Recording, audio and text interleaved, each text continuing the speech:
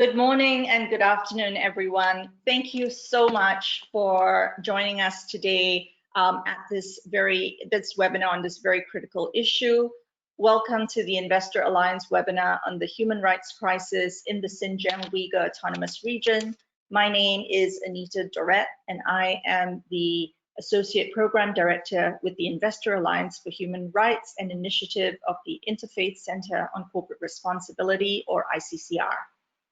The Investor Alliance is a coalition of global institutional investors. We have more than 180 members across 18 countries, representing more than 5 trillion in assets under management. We have our members include asset managers, public and private pension funds, trade union funds, foundations, faith-based funds, and family funds. For those less familiar with us, the Investor Alliance's goal is to provide a collective action platform for responsible investment that is grounded in the respect for people's fundamental rights, and we do this in one of 3 ways. First is to promote the investor responsibility to respect human rights in line with the UN Guiding Principles for Business and Human Rights and the OECD guidelines on responsible business conduct for institutional investors. We do this through capacity building activities like this webinar, as well as through the development of practical tools and guidance for investors like the Investor Toolkit on Human Rights and the practical guidance on human rights crisis in the XUAR, which we launched in August 2020. Second is through corporate engagement, where we activate a broad base of investors to take a coordinated approach to engagement with companies on their responsibility to respect human rights. We do this in close coordination with civil society and other aspects to ensure that the voices of communities and stakeholders affected are voiced at the table. Thirdly is on standard setting, where we engage with policymakers and standard setting bodies to advocate for the creation of an enabling environment, a level playing field for responsible conduct. Well, with that, just to cover a few logistic points before we get started. Just hold on, I just want to see if there's a question. Okay, yes. We are recording this webinar, and the recording of this webinar will be available to all registrants shortly thereafter. We will also share the slide decks and the links. The second is that you're all muted at this time, but you will have an opportunity to ask questions of the panelists. You can do this by typing your question into the question box, and we will read this out during the Q&A session, or by virtually raising your hand by clicking on the hand icon on the right side of your screen. And we will call on you during the question and answer session, as we would love to hear from you. So with that, now on to the content. Slide 1, please, Nicole. There is a human rights crisis in the Xinjiang Uyghur Autonomous Region in China, known to the local people as East Turkestan. An estimated 1.8 million Uyghurs, Turkic and Muslim-majority peoples have been subject to extrajudicial detention in internment camps, prisons, and factories. This detention underpins systems of repression in which business enterprises are involved. There is widespread forced labor of people in and from the Uyghur region who have been made to work in factories across China as part of global supply chains, and the mass surveillance of people in and from the Uyghur region through the use of technology developed and sold by ICT companies. Next slide, please. Global companies across multiple sectors, agriculture, apparel, textile, automotive, they have operations, investments, partnerships, and other business relationships in the Uyghur region, as well as in other parts of China and across the world that are all connected to the violations in the Uyghur region. The violation of one human right is often connected to the violation of other human rights under the Universal Declaration of Human Rights. For example, the surveillance of ethnic minorities is a violation of their rights to privacy, and the personal information gathered through this surveillance is used to restrict the freedom of movement of people from the Uyghur region, and in numerous instances to detain them. Detained Uyghurs and Muslim majority peoples are prohibited from exercising their right to freedom of religion. Those forced to work in factories are separated from their families and their children are housed in institutions away from their parents. Given the repression and the surveillance perpetrated by the Chinese government operating in the Uyghur region, in accordance with the UN guiding principles, operating in the Uyghur region is practically impossible. As investors, we are connected to, we are directly linked to these egregious human rights violations through our investment in these companies who are conducting business directly or through business relationships connected to the Uyghur region. Next slide, please. The Investor Alliance for Human Rights published an investor guidance document to inform investors of their salient human rights risks associated with the business activities of their portfolio companies in or connected with the Uyghur region. This guidance provides tools and suggestions to investors on how to engage with your portfolio companies to identify, prevent, and mitigate those risks, and where that is not possible, to consider divestment. In parallel with engagement with our portfolio companies, investors also need to take responsibility to use their leverage to collaborate with other investors and civil society stakeholders like Uyghur human rights groups, as well as international organizations and policymakers. For example, the Coalition to End Forced Labor in the Uyghur region is a collaboration of more than 50 organizations, including Uyghur human rights groups, trade unions, and investor coalitions. The coalition launched a call to action in July, calling for apparel companies around the world to meet their corporate responsibility to respect human rights as defined by the UN Guiding Principles and the OECD due diligence guidelines for responsible supply chains in the footwear and garment sector. But more on the call to action later in the webinar. Slide 4, please. Well, you can see now kind of almost in double the great panelists that we have. We really have an amazing panel of experts today, all women leaders who have deep experience and knowledge of the situation in the ex-UAR. I've had the privilege to working with the first two speakers from the World Uyghur Congress as we have come together as part of the Coalition to End Uyghur Forced Labor, who will start us off today. Zumratai Arkin is the Program and Advocacy Manager at the World Uyghur Congress, an umbrella organization based in Munich, Germany that advocates for Uyghur human rights. She has a law degree from the University of Laval and a degree in international relations from the University of Montreal. She's a Uyghur Canadian human rights advocate promoting the respect for Uyghur human rights. She was born in Umruchi and migrated to Montreal, Canada at the age of 10.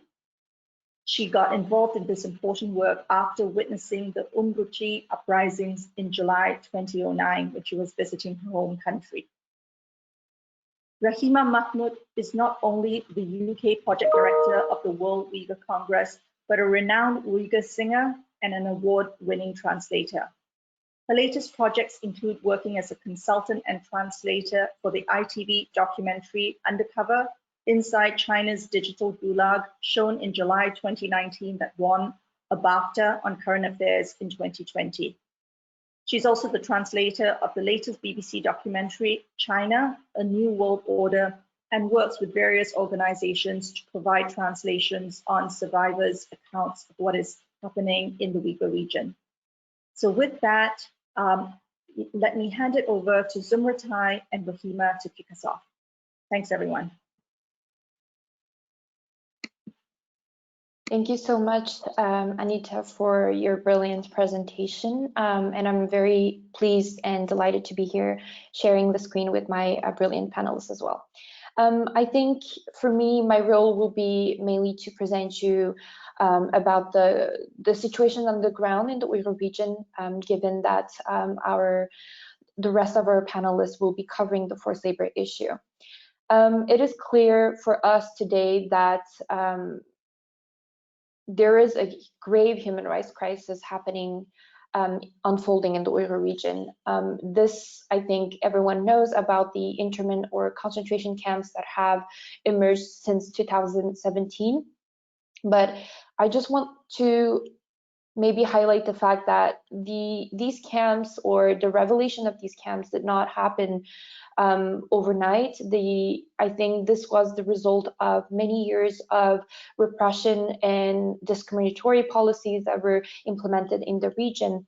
And this is also the reason why many Uyghurs have fled the region to seek better lives outside of the country. And but I would say that the turning point was 2017, when we started having massive evidence, overwhelming evidence on the existence of these camps that we count by thousands today all across the region. Today we count between 1.8 to 3 million of Uyghurs and other Turkic ethnic minorities in the Uyghur region, who are detained in these camps indefinitely, without charge, without legal representation, and are forced to undergo political indoctrination. I think the reporting on the camp system was the first set of evidence we've had was in 2017, where we had satellite imagery that were studied and analyzed, and many other press reports that came after, exposing the situation and the existence of these camps. The Chinese government has on numerous occasions denied the existence of these camps, but as more evidence was coming out of the region concerning these camps, they had to change their narrative a couple of times. They went from denial to categorizing these camps as vocational educational training centers or de-extremification centers for the Uyghur people and other Turkic peoples. Recently, in the last year, the existence or the reporting on the camp system was corroborated by recent official CCP documents leak that were exposed. I'm referring to China cables that was also reported by the International Consortium of Investigative Journalists and also New York Times. And another important document leak we've had was the Karakash list, which detailed the reasons for which the Uyghurs or other Turkic ethnic groups were detained in these camps. And these reasons include for women for wearing veils, or for men growing beards, not respecting the family's policies, such as having too many children, or having religious education, having communication abroad with family members, especially if they are settled in Muslim-majority countries, having traveled to Muslim-majority countries. So as you can see, these are completely arbitrary reasons, and it goes against international law, but also national law as well.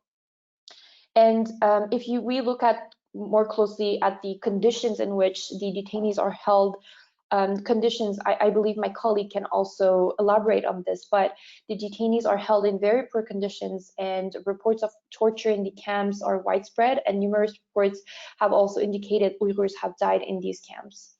Of course, there is also the political re-education factor that must be taken into account, in which the detainees have to undergo political re-education by learning the Han Chinese language, which is Mandarin, and also have to abandon their cultural identity, their religious identity as well.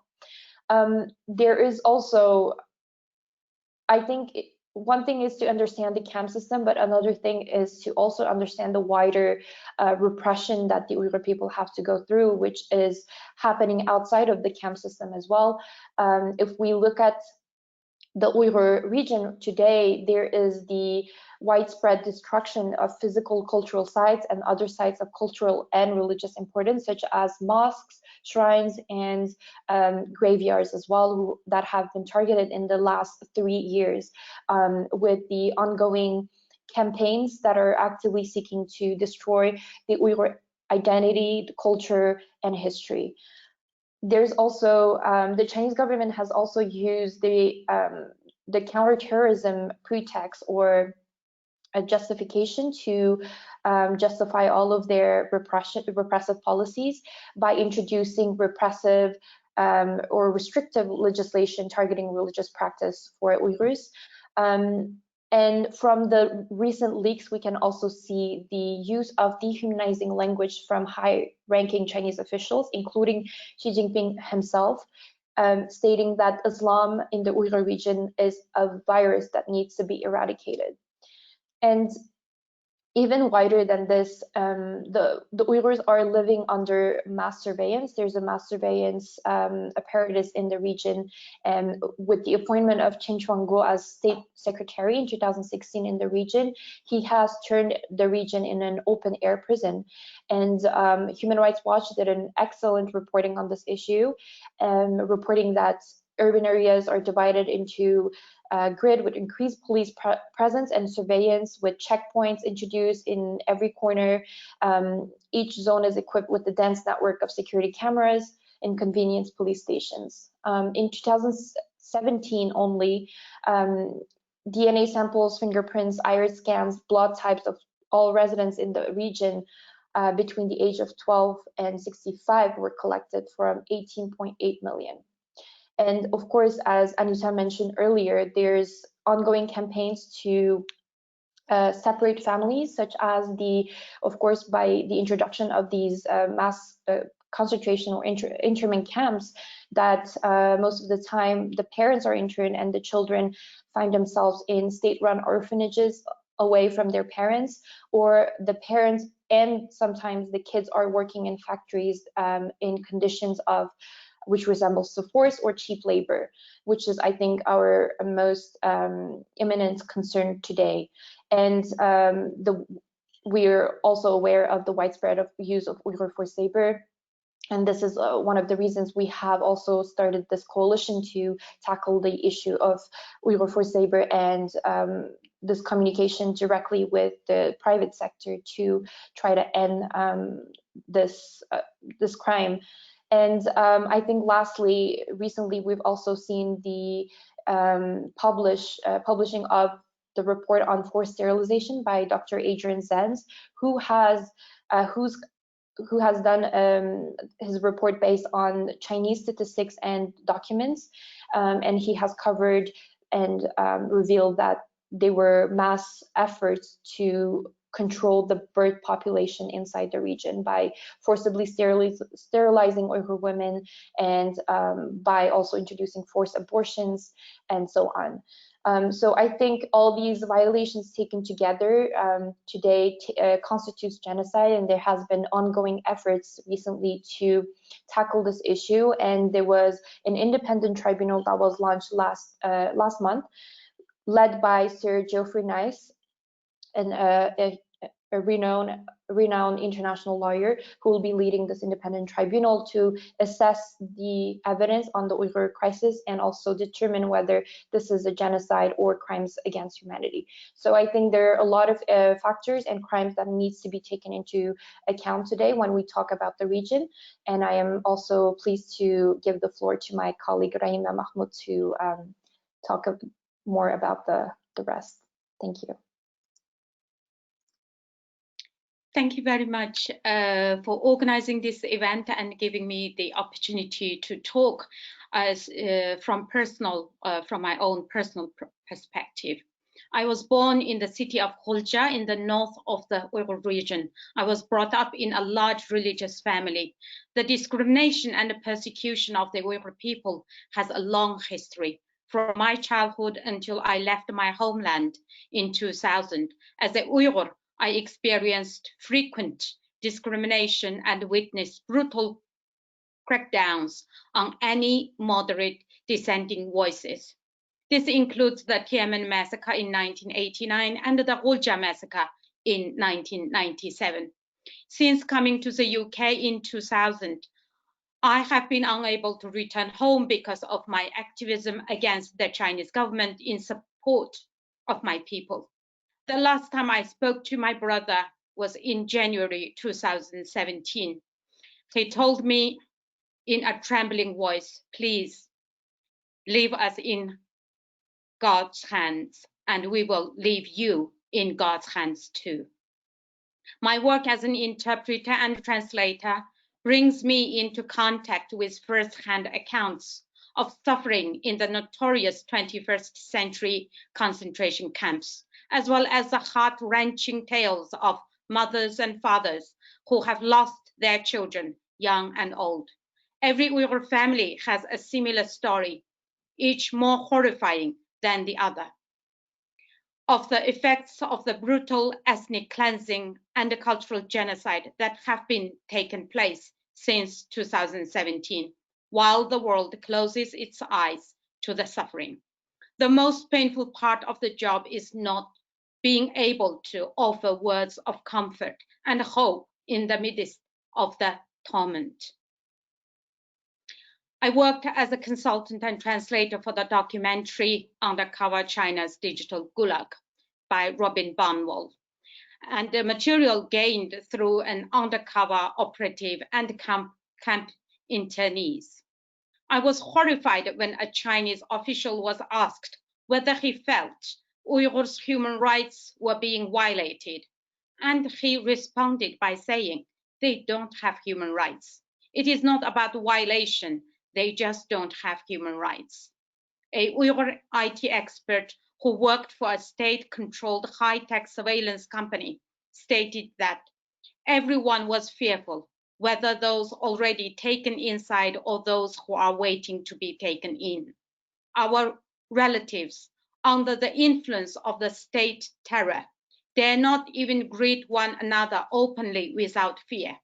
It is unbearable to describe the life there. A knock on the door from anyone would bring extreme anxiety and fright. I would like to share one of the camp survivors' account that I have translated, who is quite well known now, Sairagul Savutbay, living in Sweden. My name is Sairagul Savutbay. I am a Kazakh. In November 2017, I was forced to teach Mandarin in a Chinese Communist Party fascist camp. There were approximately 2,500 innocent people who have been detained in this camp, having been falsely accused of various crimes by the CCP. The youngest was a 13-year-old boy and the eldest was 80-year-old. Both male and female detainees had their hair shaved off and were handcuffed and shackled. The surveillance camera were installed in every corner of this fascist camp, and every movement of the detainees was surveilled for 24/7. In this hell-like scary place, people were not allowed to smile or cry, and they faced most horrendous method of torture, physical and psychological. Women were being abused sexually, and all the detainees were forced to take most harmful, dangerous pills and injections. In a dark room where there were no CCTV camera, the detainees experienced the various vicious torture. Under the instruction by the CCP, I was forced to teach rules for the funerals, weddings, daily routines, the spirit of 19th CCP Congress, and the party policies, as well as the songs praising the party and Xi Jinping, along with many other topics. Detainees who suffered from serious health conditions were not provided with any treatment. They used every method and excuse in trying to exterminate the people in the fascist camp. Food and sleep deprivation in a place filled with fear and horror is exactly the same as those camps which were built 70 years ago by the Nazis in Germany to exterminate the Jews. So from all the accounts given by the camp survivors who have been released due to them being foreign nationals, the life inside the camp was one of horror, where detainees suffer from brainwashing indoctrination, torture, lack of food, overcrowding, sleep deprivation, rape, forced sterilization, and forced labor. As for me being a Uyghur, my heart aches as it feels the sorrow and pain when thinking of the horror that my people are enduring and not knowing what has happened to my dearest sisters, brothers, and all my relatives. Thank you for listening, and I hope people who hear this account can take action. Thank you. Thank you so much for sharing your personal experience and those of your Uyghur family and community, Rahima. We're really touched by these accounts, and we stand united to help end these horrendous repressions. Thank you very much for sharing that. With that, we're going to move on to understand how and why businesses are complicit with these egregious human rights abuses. And to start us off in that discussion, we have our next speaker, Megha Rajagopalan, an international correspondent for BuzzFeed News. She has covered China since 2012 as a political correspondent for Reuters and as the inaugural China bureau chief for BuzzFeed News. In 2017, she was the first journalist to find and visit one of the Xinjiang internment camps, and she's extensively covered the rise of mass surveillance and internment in the region. Megha, over to you. Hi, thank you so much for that introduction. I am going to, this was a very good introduction to the kind of overall situation in the region. I will primarily talk about surveillance technology and the implications of surveillance technology in the region. So I wanted to start off by explaining a bit of my personal history and my interaction with this kind of technology. I have been covering Xinjiang sort of on and off since around 2012, and the region has changed a lot in that period of time. The last time I visited the region was actually the fall of 2017. I lost my visa to China after that as a result of some of my work, so I haven't been back since then. When I arrived in the fall of 2017, I was really, really shocked to see kind of how bad things had gotten. We had heard that there was a kind of increase in pressure on the ethnic minorities in the region, particularly Uyghurs, but also including Kazakhs, Kyrgyz, Uyghur Muslims, and other Muslim minorities there. But I didn't really know what to expect until I arrived. And when I arrived, I was really shocked by what I saw. It looked as though this was a place that was under occupation or a conflict zone. Even though there is no current conflict in Xinjiang. In the southern city of Kashgar, which is sort of the cultural heartland of the Uyghur people, the streets were dotted with surveillance cameras on every single corner. On the image here, you can see that. Most of the places that you would go, for instance, shopping malls, public squares and public parks and things like that, even elementary schools, kindergartens would have airport-style security. I visited a kindergarten that had huge fencing and loops of barbed wire all along the fencing. The other thing I noticed was checkpoints. So I spent a lot of time taking buses and taking cars and stuff to different places in the south of the region. And the checkpoints basically exist anytime you want to leave a particular town. You have to hit a checkpoint. And what happens is if you are going in a car or actually even a bus, everybody will file off of the bus unless you're above the age of probably 65 or 68. You will file off the bus or car, go into the checkpoint. And what I witnessed was that there were two lines of people. One was for people who look to be Han Chinese, which is the dominant ethnic group in China, and the other line was for everybody else, so all of the ethnic minorities. And for the Han Chinese people would still have to go through kind of airport style security, kind of like a body scan, and they would have to show their ID. But for Uyghurs and others, they would have to hand over their cell phones for a kind of physical check by an officer. They would have to open it up with their thumb or their face and or with a passcode, and then a police officer would go in and check to see what kind of material they had on there. So some of the things they would be looking for would be like banned apps like Facebook or WhatsApp. They might be looking for things like songs in Arabic, photos of even religious things, or even travel photos from places people might have visited with Muslim cultures.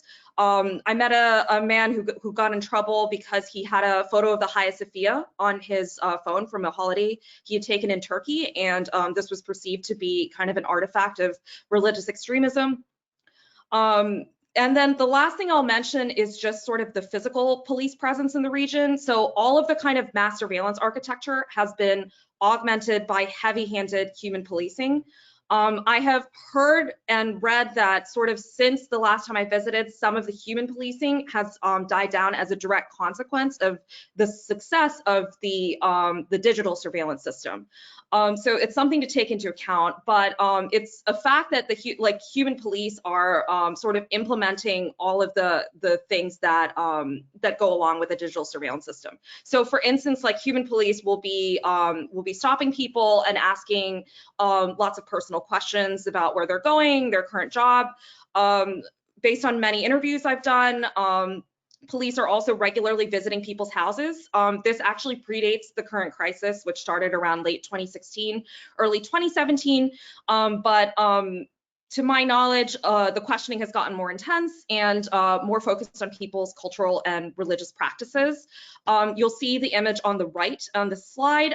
This guy is, I believe he's like a local Communist Party cadre, and what he's doing is he's scanning a QR code. And the code will tell him how many people are meant to live in this particular house, right? And some other information about them. So when he goes inside, if 5 people are registered to live in this house, there's an aunt visiting, this is gonna become a problem. And this is sort of one of the ways that they monitor people's movements.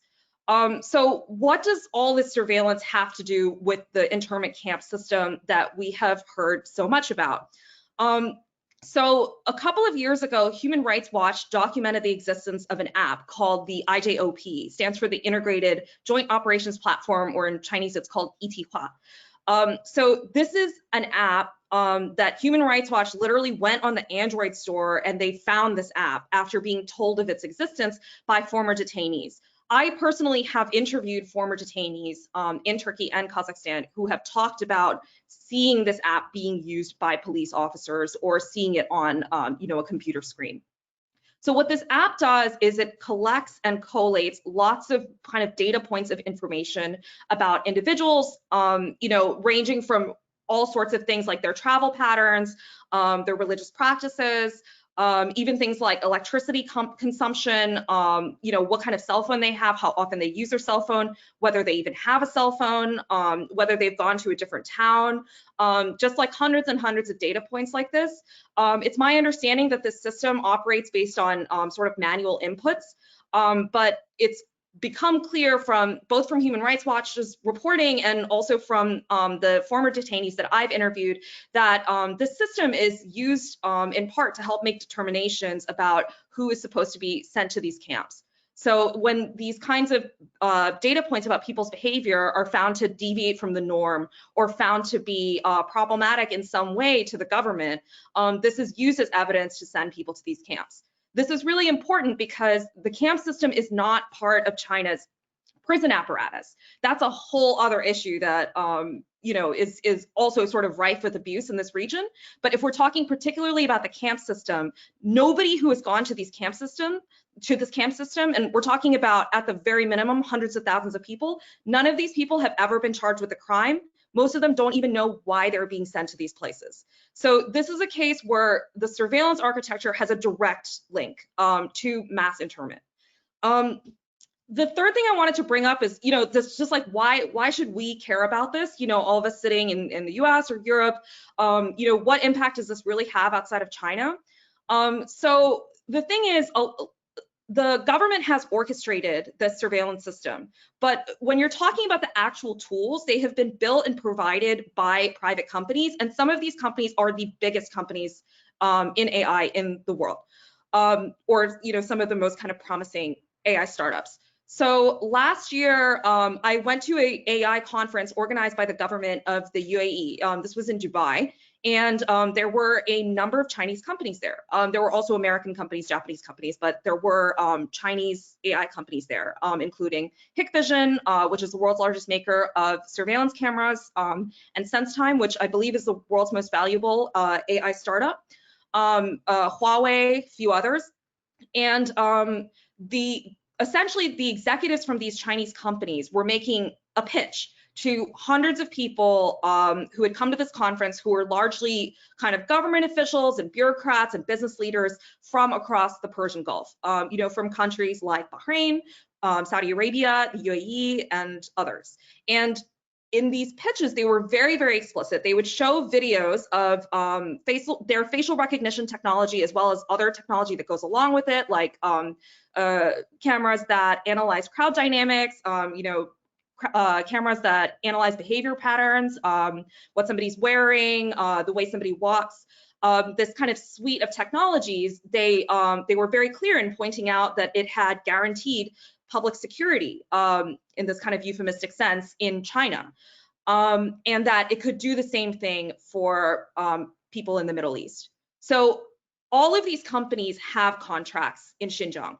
Hikvision has outfitted more than 1,000 mosques in the region, and probably more, with surveillance cameras. I believe it has also outfitted internment camps themselves with cameras like this. I know from talking to former detainees that these camps are absolutely covered with cameras. Every single room has at least 2, and they have one even in the bathroom. So this is a big part of how China kind of controls movements within these camps. We did an investigation last year where we found that in the US, 6 universities, including Princeton, and 19 prominent pension plans had contributed money to investors in some of these Chinese surveillance companies, mainly a company called Face++, or MEGV, it's also called MEGV, and SenseTime. So there's definitely evidence that US-based investors, wittingly or unwittingly, have become involved in these companies that conduct mass surveillance in China. So I want to sort of close on a positive note. I think I used to be a kind of person who thought that, you know, once surveillance technology to this level is developed, is being sold, is accessible, it's very, very hard to stop it being used and misused. Obviously, much of this technology does have good use cases, you know, in arenas like public security and even public health, as we've all seen this year.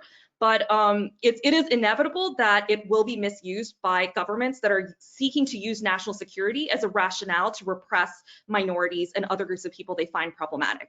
But something that I really didn't expect happened this year, which is that in June, Amazon, IBM, and Microsoft all decided that they were going to pull back in different ways from having facial recognition technology that they made be used by law enforcement in the US. Of course, this is in the context of our current news cycle, in which law enforcement in the US is under a tremendous amount of pressure to stop, you know, from Black Lives Matter and its allies to stop abuses against people of color in the United States. I suspect that the kind of negative publicity that came from that movement was a big part of why these companies made this decision. Obviously, there were also business factors and other factors that caused this.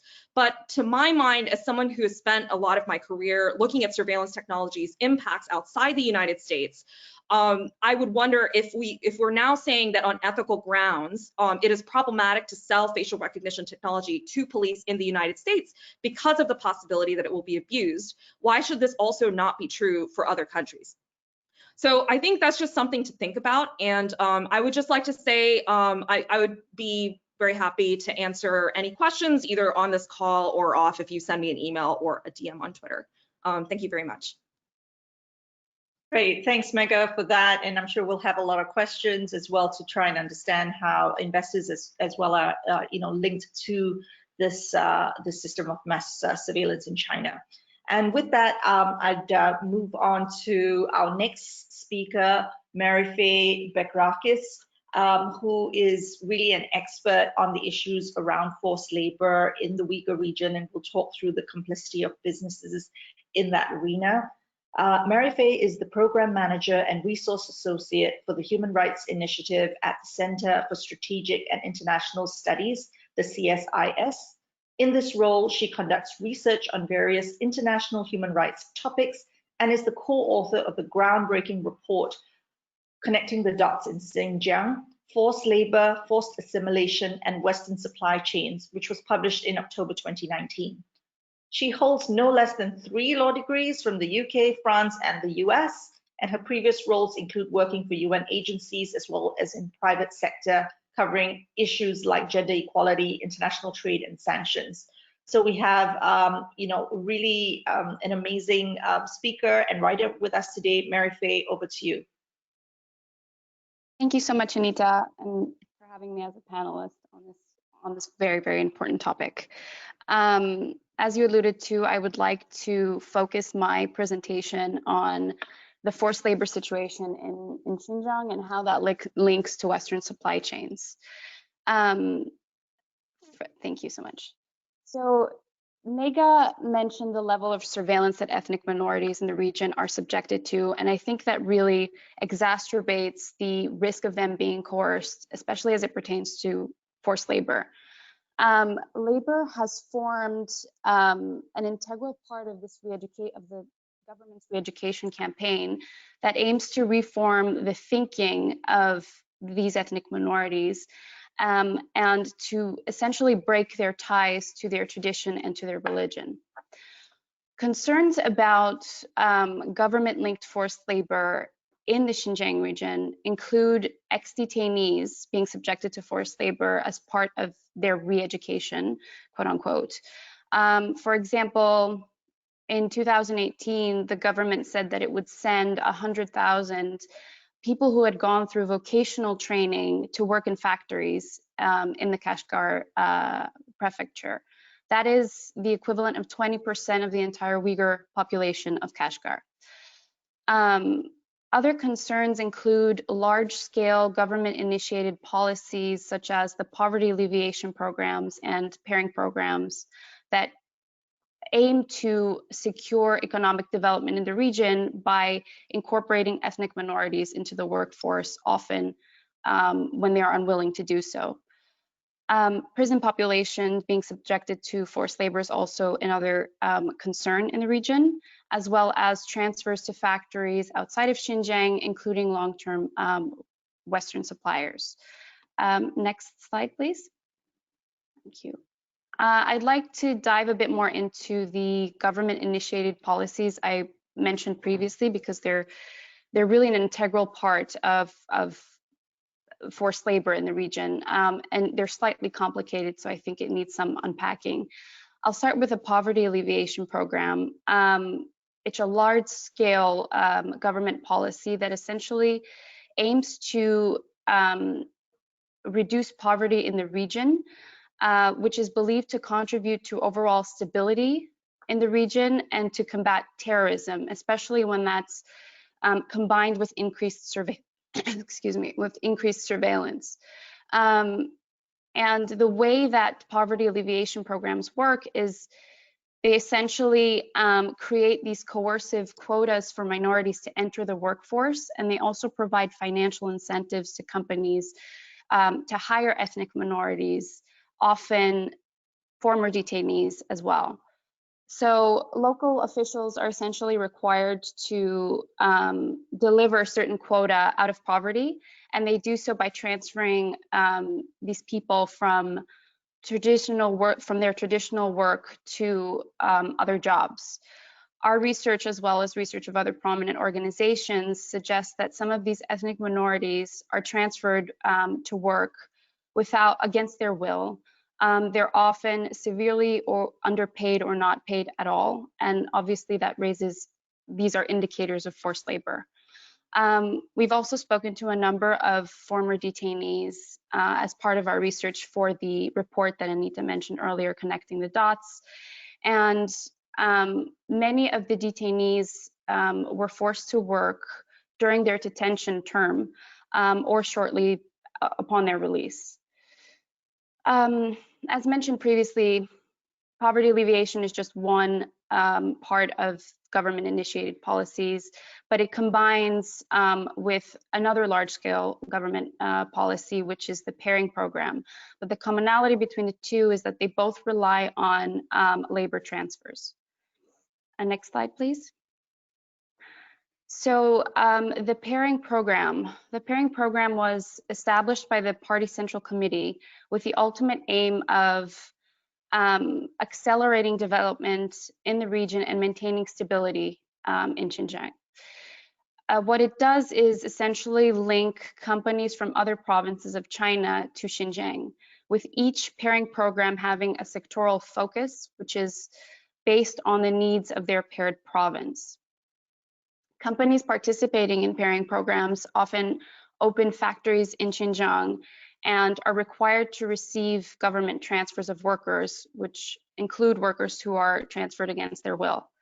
That obviously raises concerns of forced labor and links them to government forced labor practices. Next slide, please. Now, there are several links between what's happening in Xinjiang as it pertains to forced labor and Western supply chains. Most of the focus has been on the textile and apparel industry. That is not to say that other industries are not implicated, but the reason why the focus has been there is because of the large percentage of the world's cotton that's being produced in Xinjiang, which is 20%. 33% of the US's garment imports that contain cotton come from China. Other links include China's overall push for Xinjiang to produce more goods and then export them to Central Asia, as well as Europe, all within the context of the Belt and Road Initiative. Further, Eastern Chinese companies are being heavily subsidized by the government, either through tax incentives or other financial incentives for opening facilities in Xinjiang, for hiring ex-detainees, and for participating in poverty alleviation programs that target ethnic minorities. Next slide, please. Huafu is, I just wanted to give a more concrete example of how of a link between forced labor in Xinjiang and Western supply chains. So Huafu is a major supplier to Western brands, and it's one of the largest textile companies in China. Our research, as well as research of other experts, really raised red flags of Huafu's possible implication in forced labor practices due to its involvement with these government-initiated policies of poverty alleviation and pairing programs. More specifically, Huafu ran a training college in the middle of an industrial park, which is the Aksu Industrial Park, which was built as a key element of the government's poverty alleviation program. Now, the training college is right next to Huafu's factory, which has reportedly employed workers from training programs that intended to eradicate their extremist thoughts.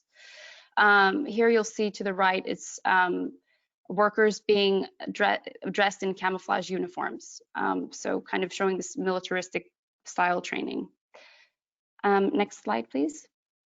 Now, the pairing programs that I mentioned previously focus mostly on electronics, textile and apparel manufacturing, rare earth mining, agricultural production, and plastics production. The Human Rights Initiative at CSIS identified the sectoral priorities for approximately 90 pairing programs.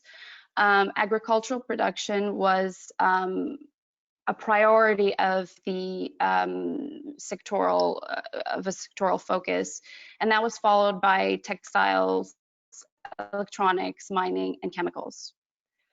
Next slide, please. Now, other sectors that are involved, as I mentioned previously, agricultural production, but mostly as it pertains to tomatoes, possibly apples and apple juice. The solar industry, rare earth and electronics, machinery, mining, plastics, and chemicals. Next slide, please. Now, this pie chart represents the exports from Xinjiang to the United States from 2019 to 2020, and we found that the two fastest growing export markets were the US, rising more than 250%, followed by Italy, rising by over 200%. I'm happy to share the pie chart, but if you look closer, you'll see the product type by number of order. So you'll see that 44.5% is chemicals, followed by minerals, etc. Next slide, please. I wanted to touch a bit more on government action on imports, on Xinjiang imports to the US. You might be aware that in mid-September, the CBP issued 5 withhold release orders on products from Xinjiang for specific entities that produced hair products, apparel, cotton, and computer parts. Earlier that month, the CBP considered a blanket withhold release order on all cotton and tomatoes originating from Xinjiang. That measure was watered down, but that is not to say that it does not remain a possibility for the future, as it's become very difficult to certify that goods from the region are made without forced labor. And finally, in late September, the House passed the Uyghur Forced Labor Prevention Act, which essentially bans goods from Xinjiang on the basis of forced labor with a rebuttable presumption.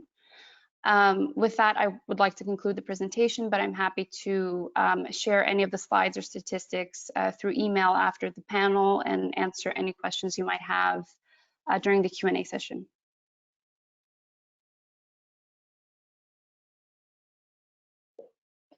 Thanks so much, Marife. And a lot of great information for us to really discuss at the question and answer section. And to round off our discussion today, we have our investor panelist, Shoko Sekiguchi from Domini Impact Investment, where she is a Senior Responsible Investment Research Associate and has been there since 2017. Shoko researches and analyzes the environmental, social, and governance performance for Domini International's equity and fixed income holdings, and also engages with stakeholders, including corporations, NGOs, and investment communities on material ESG issues. Before Domini, Shoko launched Ampline, a New York-based sustainability consulting firm, and has consulted with organizations like Solar One Energy, Fashion Institute of Technology, and Green America. She has in-depth knowledge about climate change, corporate sustainability, and community building, and we look forward to her thoughts on this critical issue. Shoko? Thank you so much for your kind introduction, Anita. It's my honor to be part of this incredible panel. Thank you for everyone sharing all of that insights. I would like to thank you, Investor Alliance, to facilitate this meaningful dialogue this morning. I'd like to focus how we can, as an investor, helping these issues that we learned this morning. Next page, please.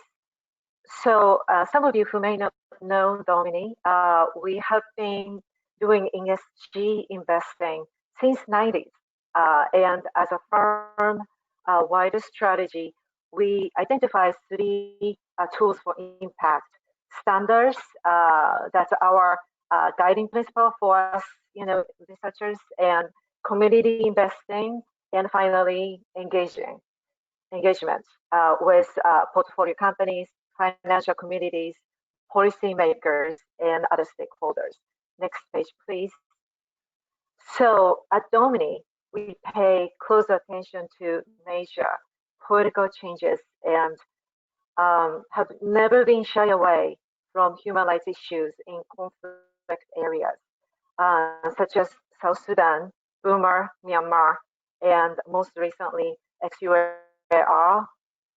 Why? Because it's the obvious material risks for investors and the portfolio companies, such as reputational, legal, operational risks, especially in these emerging markets. We have a process and structure in place at Domini to address these issues. Here, I'd like to use Burma case that I have been involved in last a few years in as an example to illustrate how we actually walk through it. First, the standard and research framework. Using research framework following our standards, we first identified Burma as high-risk country. We look at that militants in power and Rohingya people drove away, out of their own country. Then analysts like us identify specific risks and incidents, as well as companies' human rights issues.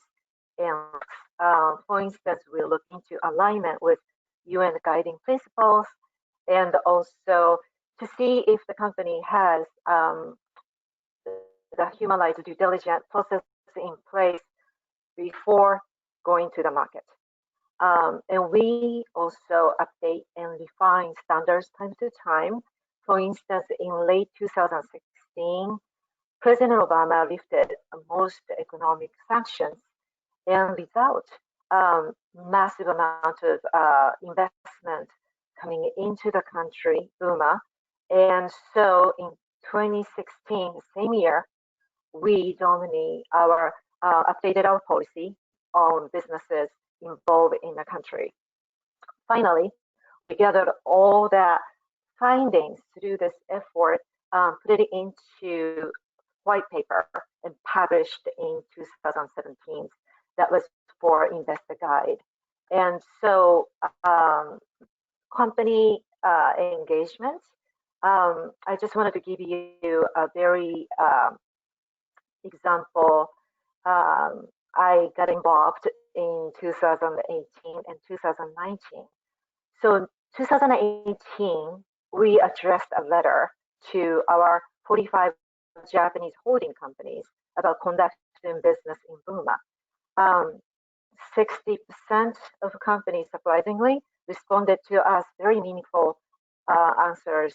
And in 2019, we sent follow-up letters showing best practices we learned from these portfolio companies. And so we are like, going back and forth.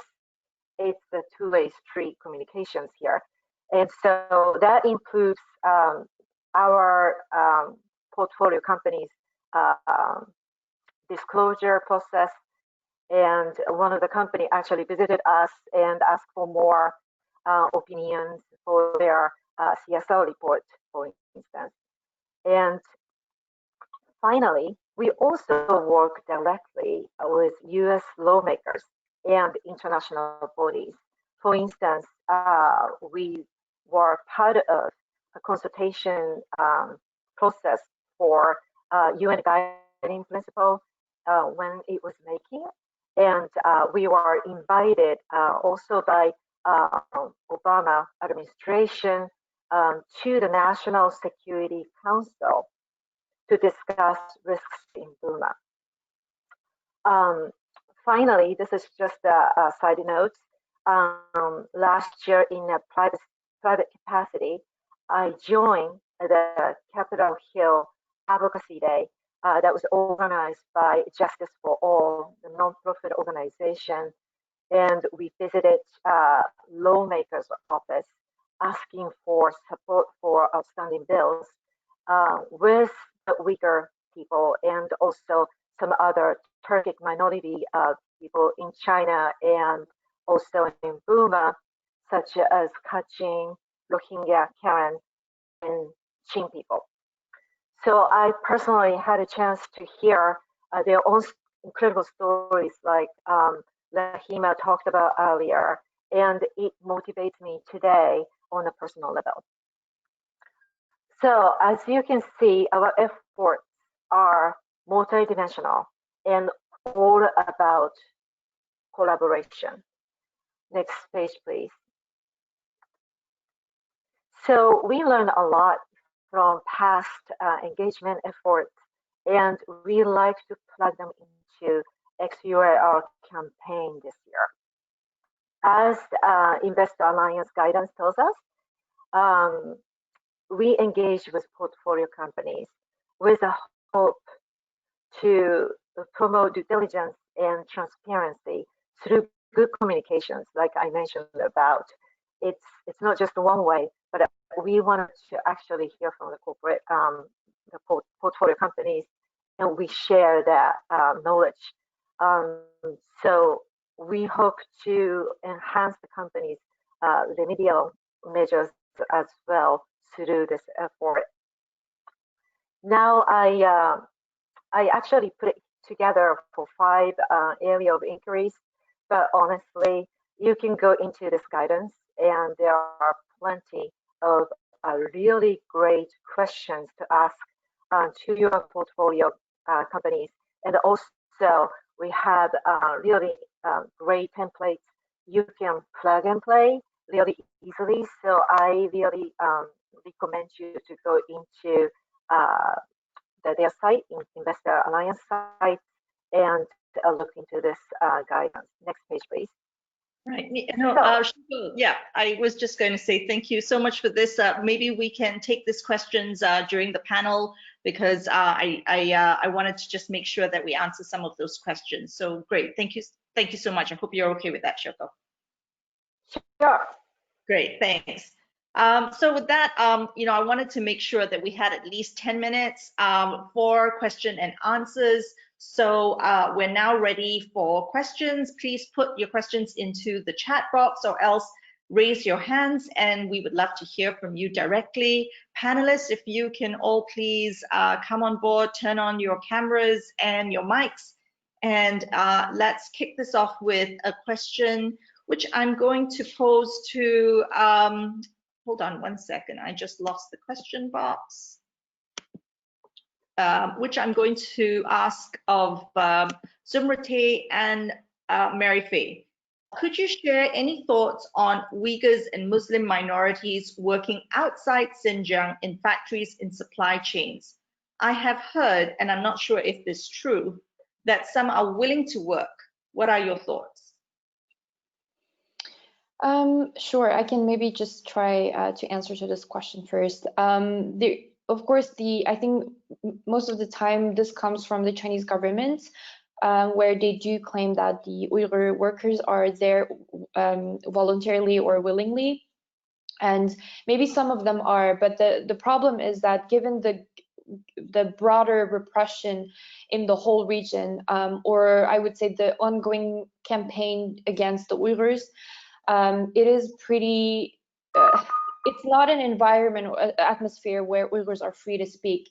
They cannot speak against the government, or they will be at risk so to being sent to the camps or other punishments. So this leaves a little space for them to actually speak freely and to choose what they want to do, because there's always this reprisal, I would say reprisal threat. And I think also the fact is that especially in these factories, independent auditing has become nearly impossible because of that lack of freedom for them to speak. Because when the audits happen, most of the time the Uyghur workers are always accompanied by Chinese officials who are there, or by some kind of other authority figure who is there to monitor what the Uyghur person is saying. So that does not leave any room for independent auditing. This is why, given the impossibility of such audits, 4 auditing firms have withdrawn their activities from the region in the last month. So I think when we do read these news that some Uyghurs are willing to work, we always have to take it with the factor that they are not free to speak. Great, thanks for that. Mary Faye, maybe I will move on to another question as well, Mary Faye, which you can maybe answer together. If an apparel company is not sourcing from China directly, but maybe out of Bangladesh, how could they be linked to XUAR, and how are they responsible for these violations? That's a great question. I think, well, the issue is that, well, first of all, if they're receiving anything from Xinjiang, then that's a red flag. Now, the complication with that is that it's very hard to know due to the lack of transparency in the supply chains, and that is a main issue that our research is also trying to kind of unwrap. How can we make supply chains a bit more transparent, and what would work? So the short answer to that is, if they're receiving anything from Xinjiang, it's a red flag, but at the same time, it's very difficult to know. Okay, no, thanks for that, Mary Faye. We have a question from Benjamin Chekron. And he's put up his hand. We're going to unmute you now, Benjamin. Can you ask the question? Hold on, let's see if we can unmute you. Benjamin, can we hear you now? You might need to unmute yourself. Can you hear me? Yes, we can now. Hi everyone. Thank you. Thanks for taking my call. This is more a question for maybe you, Anita, and Shoko and other investors. But we're at so I'm calling from Candrium. We're ready to engage with corporates. We've set a list of priorities based on the 82 companies that were revealed by the recent report. Shouldn't we be gathering our forces and trying to go in a collaborative way, or do you have a view on this, or should we all go? Yeah. No, great question, Benjamin, and absolutely. In fact, I'm going to sort of close out this webinar today, really speaking to how we can pull that together and some of the activities that are going on. So we're going to answer that just at the end, but definitely, and thank you for your support on that, Benjamin. I'm going to. I have just one. Yeah, I just have one quick comment on that, Benjamin. We've been working at the Domini. We've been part of this XAUR working group, and there are great people working on these initiatives. And definitely, if you are interested, join us. You're really welcome. More the merrier. Okay, great. Thank you. I'll be in touch. Great, thank you. Hold on, we have quite a lot of questions. Patricia Jurowitz has put up her hand. You're unmuted, Patricia.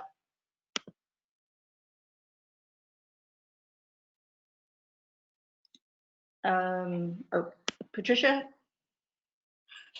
Okay, if not, we'll go to another question while we wait for that. Question for Mega. How are equity funds and venture capitalists and retirement pension funds aiding the Chinese government's surveillance in Xinjiang? Okay, so I can't answer that question in full simply because I haven't looked at it in that level of depth. But we did a piece early last year that I can send if you're interested that essentially showed that there were a number of US-based pension funds as well as other institutional investors like university endowments and stuff like that that had essentially invested in like I'm trying to remember now, but they were sort of they had invested in funds that had invested in companies like SenseTime and Megvii. Those were primarily the two companies that we looked at. So this was a case of institutional investors not necessarily making a direct choice to invest in these surveillance companies, but they were essentially linked to an investor that was backing them among a pretty broad portfolio. So that was kind of the situation. I would suspect that this is happening in other industries, although I haven't looked at it personally. For instance, I learned very recently that the solar industry depends heavily on I think silicon components that are manufactured mostly in China, and I think about a third of those are made specifically in Xinjiang. So that's something that I'm interested in looking a little more at, but it's sort of the same kind of dynamic. Great, no, thanks for that. We have quite a few questions. I'm going to kind of wrap up with one more question. This question comes from Anita Nagarajan. Do you think companies should divest from China? I know this is difficult, but is this where we are heading? I'm not sure if anyone on the panel would like to take that. If not, I'll start here. And I mean, this in a sense is part of the work that's coming out of the Coalition to End Uyghur Forced Labor as well. I mean, we're in a situation where the prevalence of forced labor is undeniable. And we have asked through this call to action for companies to take steps to disengage from these business relationships. So we're not talking about divesting from China directly. Those are choices that companies will need to make. But in relation to those supply chains that we know are directly linked to or contributing to or indirectly linked to these forced labor. We really need to take steps to disengage from those business relationships immediately. And we do need to, and companies need to do a mapping to understand their supply chain, because it's not direct links, it's indirect links. So, you know, this could be where we're heading, but I think companies need to do that mapping to understand what it is that they need to do to disengage from those business relationships. Anything else to add from the group on that? Okay, if not, I'm actually going to really move on to wrapping up, because we are running out of time. And, you know, I'm sorry we couldn't take more questions at this stage, but, you know, thank you to our great panelists for all, and to all of you for your really insightful questions. We will try to answer them individually and share that information more broadly. Some of you have asked for emails of the panelists, and we will share that accordingly. So please feel free to reach out with questions directly as well. Just that, you know, from our discussion, it's clear that there is a significant risk of forced labor in virtually any workplace that's connected with the Uyghur business regions. Businesses must presume that any material produced wholly or in part in this region is likely to have been made with forced labor, which is the premise of the US bill that Mary Faye mentioned, the Uyghur Forced Labor Prevention Act. That we expect to get passed to law in a few months. And we're seeing similar efforts in Europe with the revival of the UK Foreign Prison-Made Goods Act that has a similar prohibition against producing goods with forced labor. And there's ongoing parliamentary discussion, not just in the US, but also in Europe, in Germany, Denmark, and other countries. So next slide, please. So with that, companies really need to get ahead of this and do what is needed to embrace their duty to respect human rights in their business operations and throughout their supply chains now. As Omar Kanat, Executive Director of the Uyghur Human Rights Project, says, what is our place in history if we continue to profit with the government carrying out a campaign of repression? Next slide, please. So to close off and to answer some of the questions you've asked, and referring to Benjamin's question, let's see what investors can do. And Benjamin, yes, let's start engagement with our companies across all sectors. The investor guidance provides guiding questions for us to use in our dialogues. And as Shoko mentioned earlier, we do have an investor working group that's organized by ICCR and the Investor Alliance. And we're also now coordinating with the PRI collaboration group led by Rathbones. So if you're interested in get involved, please contact me. We will also send out an email to our investment community to get your support there. And we've started to develop tools to aid this engagement with questions and template letters. So we can definitely speak to that. Secondly, we would also ask investors to consider to endorse the call to action that was launched by the Coalition to End Forced Labor. The call to action requires signatory companies to disengage from all business relationships that are connected to forced labor and other abuses in the Uyghur region, that as it relates to cotton and cotton products.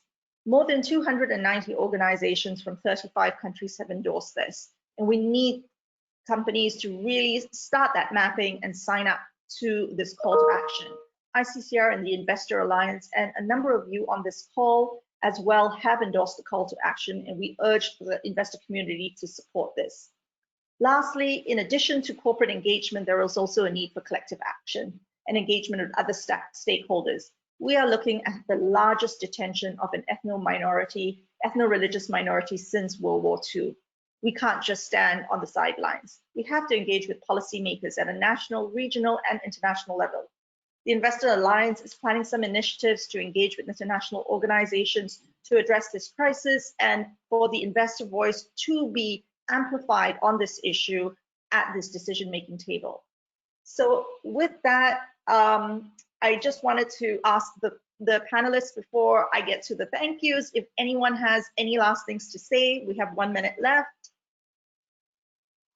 If not, thank you so much for the panelists for sharing your expertise and your experiences with us today. And thank you so much to all of you for participating in today's webinar. A big thank you to Nicole Bohannon, who has helped with organizing the webinar, and we wouldn't have been able to do it without her. She's an intern with the Investor Alliance. And also to David Schilling, who is our Senior Human Rights Project Director at ICCR and the Investor Alliance, for his leadership and experience and energy as he continues to bring to this work. We're all looking forward to working together, and so please do connect with us. Thank you very much, and have a good rest of the day. Bye-bye. Thank you, everyone. Thank you. Thank you. Thank you. Bye, everyone.